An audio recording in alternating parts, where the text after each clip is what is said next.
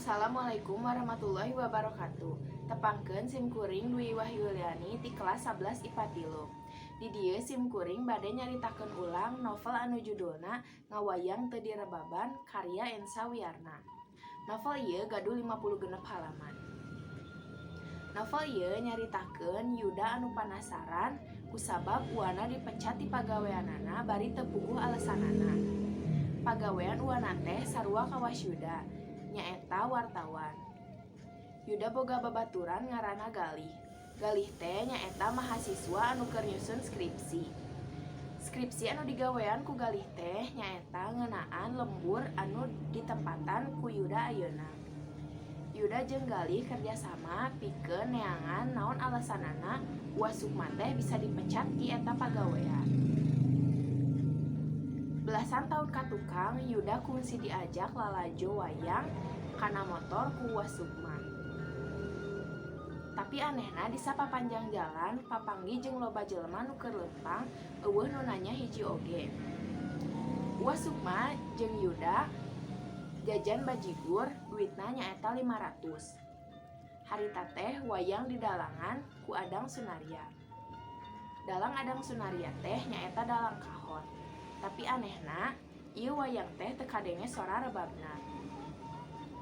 Sanggeus neangan informasi ka ditu ka dieu, ayeuna kapanasaran Yuda jeung Galih geus kajawab.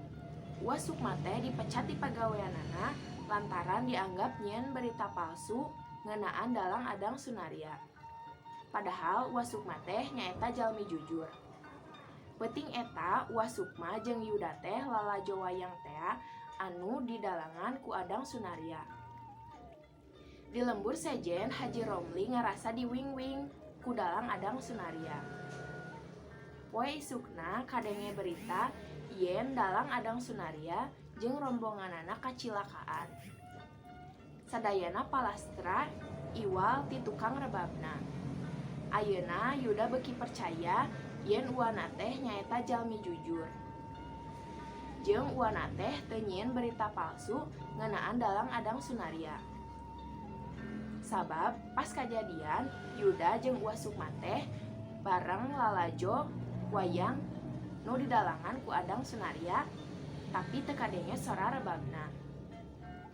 Unsur intrinsik tina ieu novel nyaeta tokohna aya Yuda, Wasukma, Galih, Parustam, Mang Ahya jeung Bulurah.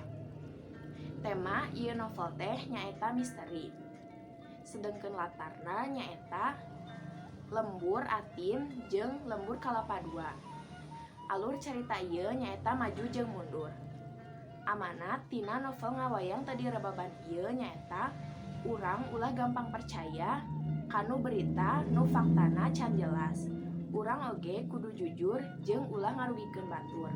Sakitu anu kapihatur ti simkuring, hapunten bilih aya kalepatan. Wassalamualaikum warahmatullahi wabarakatuh.